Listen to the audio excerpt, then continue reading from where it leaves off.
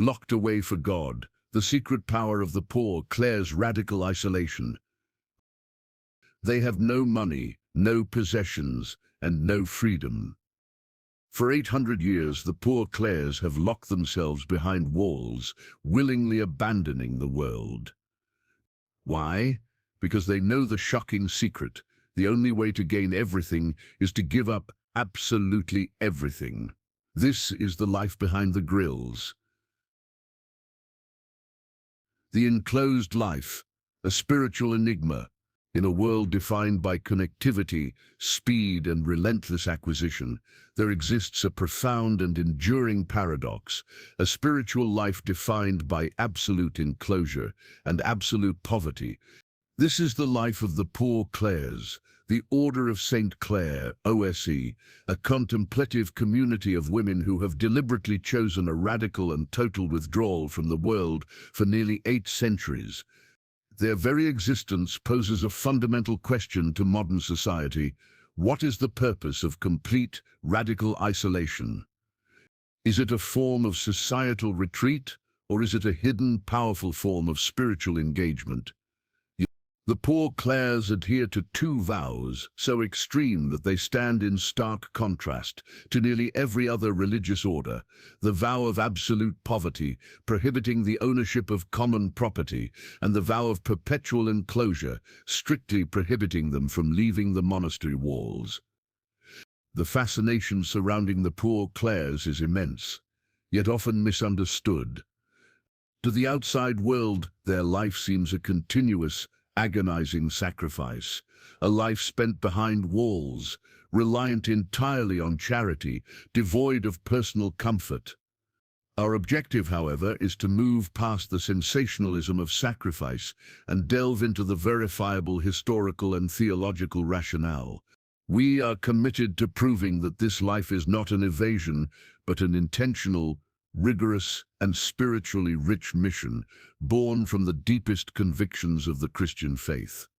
This journey will trace the foundation of their order back to the 13th century, analyzing the revolutionary spirit of St. Clare of Assisi. We will dissect the privilegium paupertatis, the unique permission that defined their poverty, and explain the mystical significance of the cloister as a dedicated spiritual desert. By the end of this exploration, we will understand that the walls surrounding the Poor Clares are not barriers of confinement, but boundaries of focus, separating them not from humanity, but from the spiritual distraction necessary for their singular mission, contemplation and intercessory prayer on behalf of the world they have outwardly left behind. Historical origin: St. Clare in the Franciscan movement. To comprehend the radical nature of the Poor Clares, one must first understand the seismic spiritual shift of the early 13th century, defined by the rise of St. Francis of Assisi. Francis was leading a movement dedicated to a literal, Christ-like imitation of the gospel, a life of utter simplicity, detachment, and evangelical service. It was into this charged atmosphere that Clare of Assisi was born. Clare, born Chiara of Freducio, was the daughter of a wealthy, noble family in Assisi, destined for a politically advantageous marriage. However, from a young age, she was captivated by the revolutionary fervor and profound piety of Francis. In 1212, on the night of Palm Sunday, Clare, then only 18, made a dramatic and irreversible decision. She secretly fled her family home. She met Francis in the little chapel of the Portiuncula, where she exchanged her silk garments for a rough Franciscan tunic, and Francis cut her long, noble hair, a public and symbolic severing of all ties to her social status and wealth. This dramatic gesture was unprecedented for a woman of her standing. Initially housed in a Benedictine convent to protect her from her furious family, Clare and the small group of women who soon joined her were eventually moved to the small, dilapidated church of San Damiano. This place became the cradle of the new order.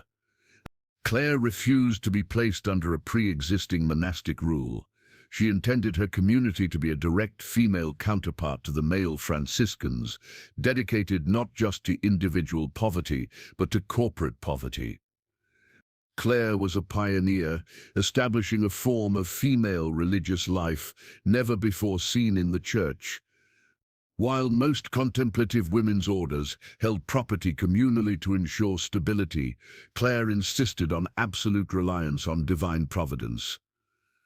This foundational ideal was revolutionary and set the tone for the order's entire subsequent history. It meant that the community as an entity would possess nothing, no lands, no revenues, no permanent security.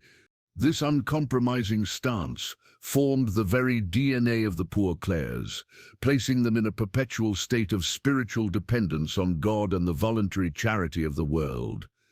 The commitment to this radical ideal would soon pit Clare against the most powerful forces within the church hierarchy. The ultimate vow, the privilege of poverty, privilegium paupitatis. The most unique and fiercely defended aspect of the Poor Clares' vocation is their vow of absolute poverty, a vow codified under the title, the privilege of poverty, privilegium paupitatis. This was not merely an ascetic choice, it was a matter of fundamental spiritual identity, fought for by Saint Clare for decades against the highest authorities of the Roman Curia.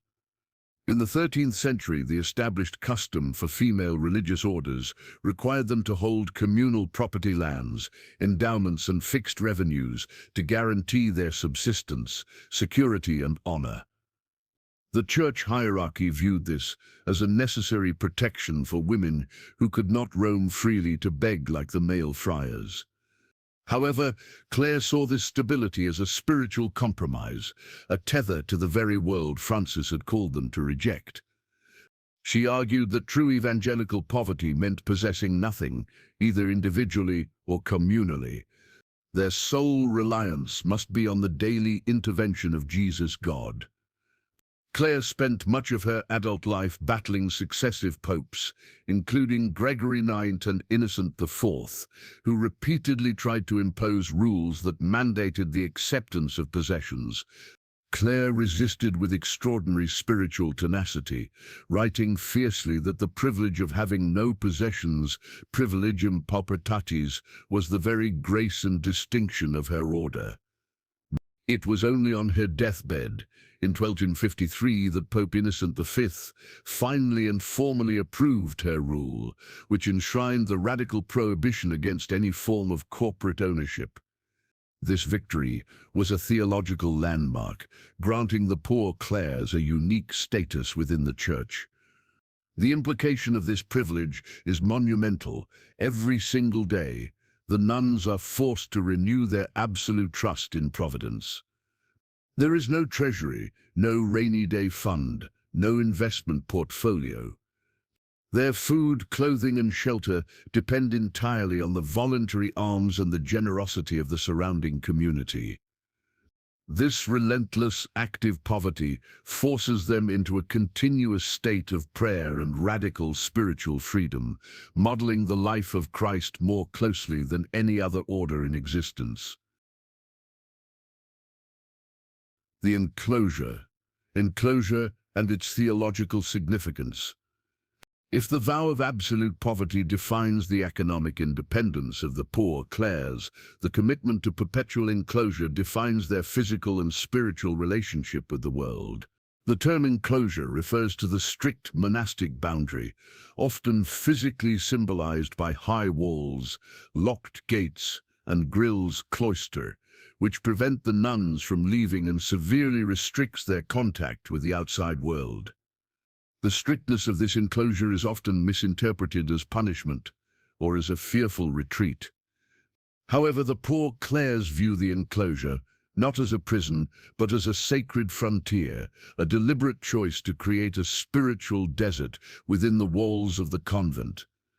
In theological tradition, the desert is the place of encounter with Jesus God, free from the noise, temptation, and distraction of society.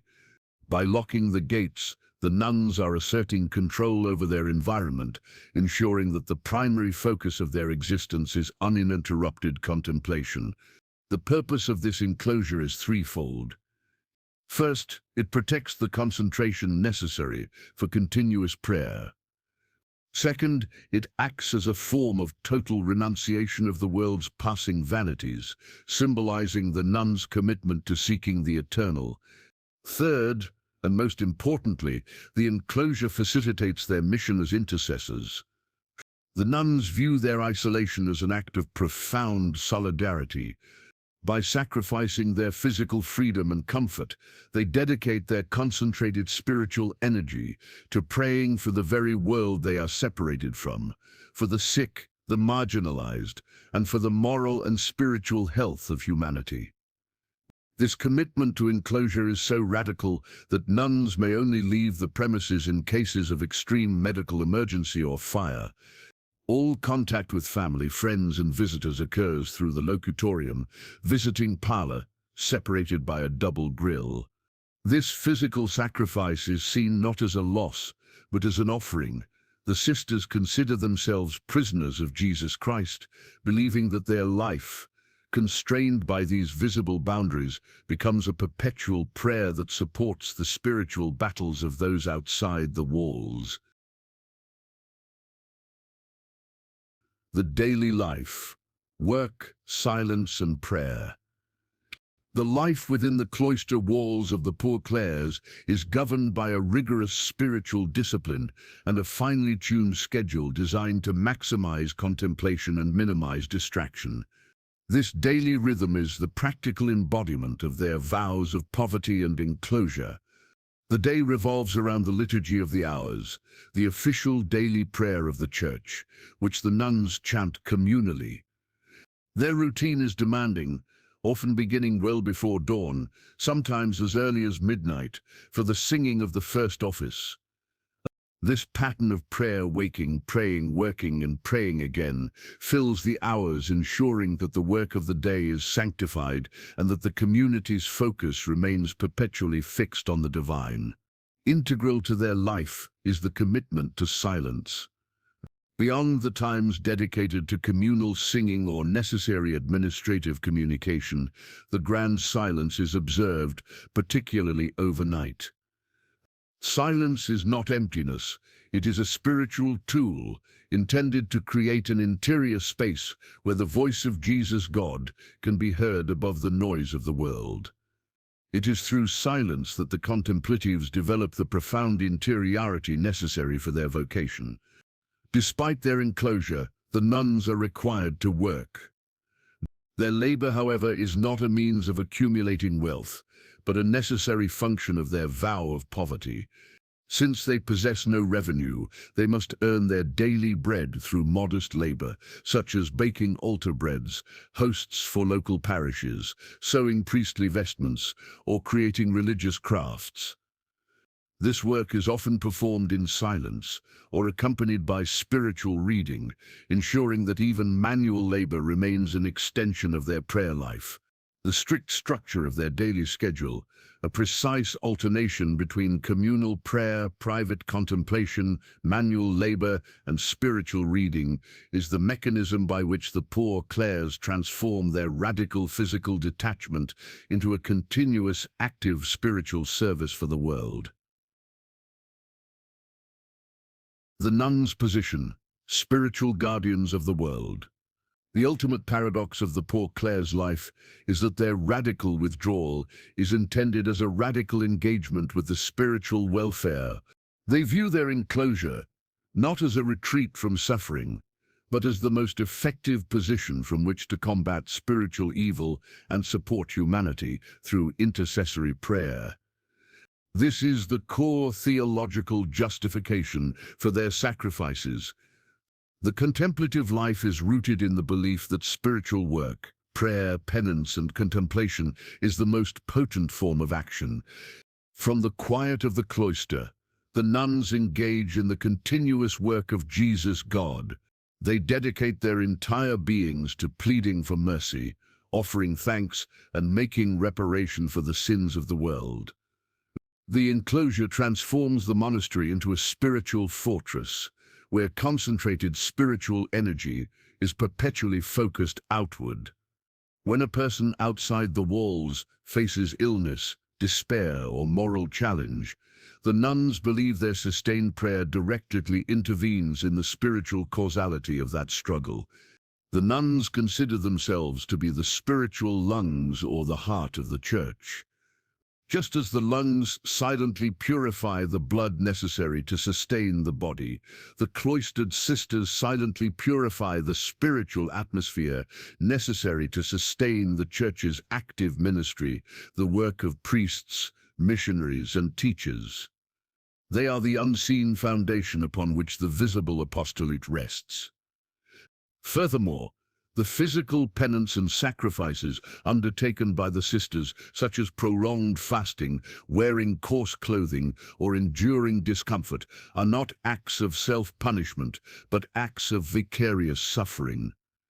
Theologically, these acts are mystically united to the passion of Jesus Christ and offered to God on behalf of souls in need. Their commitment to penance acts as a spiritual reservoir, drawing down grace upon a world that often rejects it. Thus, the very existence of the Poor Clares is an apostolate of presence, a silent, perpetual sermon that reminds the world that spiritual value and eternal priorities far outweigh temporal gains and physical comforts. Their life is a powerful, active response to suffering, enacted not through physical presence, but through mystical sacrifice. The challenge of the modern era. The commitment of the Poor Clares to 13th century ideals has been rigorously tested by the technological, economic, and philosophical shifts of the 20th and 21st centuries. The most significant historical challenge came with the Second Vatican Council, Vatican II, in the 1960s, which mandated that all religious orders review and renew their rules to better reflect the contemporary world while maintaining their founding spirit. For contemplative orders, this renewal was delicate. The Council encouraged deeper spiritual formation and updated forms of community life, but insisted that the essential nature of enclosure and dedication to prayer be preserved. The Poor Clares, under the guidance of church documents like Perfecte Caritatis, sought to modernize elements of their liturgy and communal interaction while strengthening the original radical spirit of St. Clare's rule.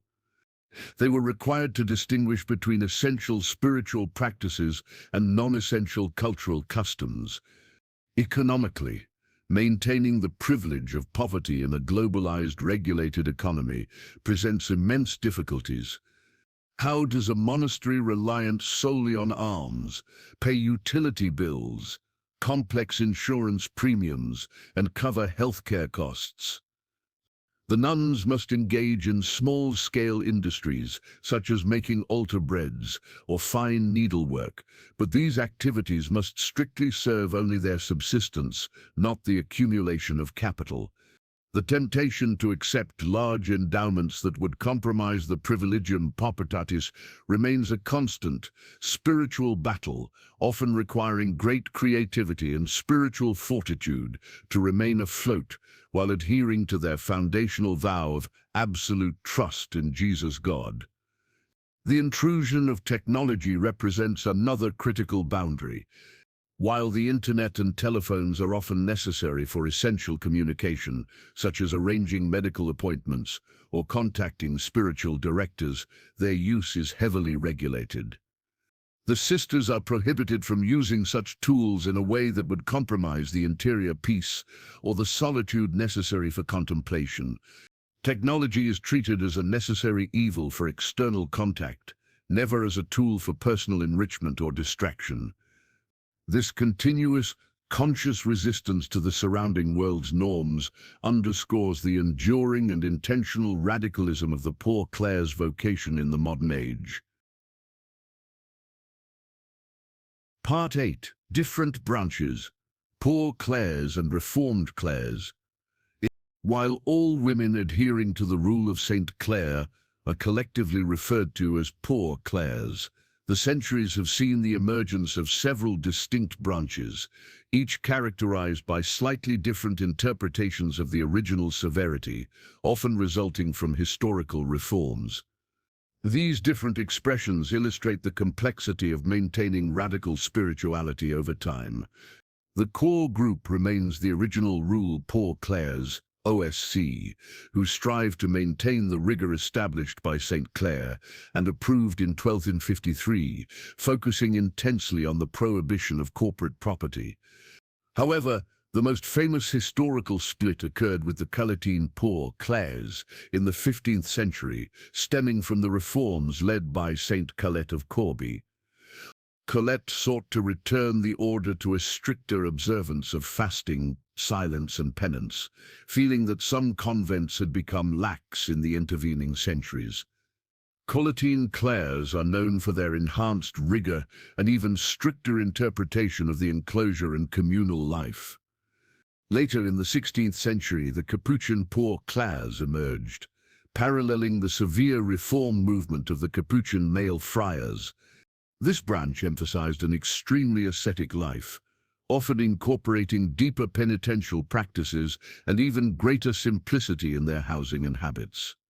Other minor branches, such as the Poor Clares of Perpetual Adoration, shifted the emphasis, dedicating large portions of their day to adoration of the Blessed Sacrament, though still maintaining the foundational vows of poverty and enclosure. The existence of these different branches, while sometimes leading to separate jurisdictions, confirms the primary identity of the Order of St. Clare: contemplation, poverty, and enclosure. The variations usually concern the degree of external austerity, fasting schedules, or the minutiae of the cloister rules. Regardless of the branch, the defining radical characteristics established by St. Clare, the lack of property and the separation from the world, remain the spiritual bedrock of the entire family of the Order of St. Clare. Personal witness. Life behind the walls. To the outside observer, the life of a Poor Clare appears monotonous, restricted, and filled with hardship. However, the documented testimonies and official writings of the nuns themselves reveal a profound and challenging truth. Their life is often characterized by intense joy, deep communal friendship, and an unshakable inner peace. This paradox, joy derived from absolute renunciation, is the spiritual secret of the cloister. The cloister. The nuns describe the joy found in the simplicity of their routine. By eliminating the complexity and constant demands of modern life, they free up immense spiritual and mental energy. The focus shifts from the anxiety of acquisition, money, status, possessions, to the simple, profound reality of the present moment and the presence of Jesus God. The strong sense of communal sisterhood, bonded by the shared commitment to radical vows, often results in deeply loving, supportive relationships, a stark contrast to the fleeting and often superficial relationships found outside the walls. However, the life is not without profound challenges. The lack of physical privacy, the sheer rigor of the daily schedule, and the internal battles against loneliness or regret require immense psychological and spiritual maturity. The vocation requires a deep spiritual resilience. Those who enter seeking merely to escape the world quickly discover that the walls magnify rather than diminish internal personal struggles. The enclosure requires the nun to confront herself and her relationship with Jesus God, without the usual external diversions. Ultimately, the Poor Clares gain a unique and powerful perspective on the world they have left. Through prayer and contemplation, they believe they achieve an understanding of global events and human needs that is deeper and more profound than any gained through news media. Their witness suggests that true knowledge is not sensory but spiritual, and true freedom is found not in mobility but in the voluntary surrender of will to the ultimate authority of Jesus God.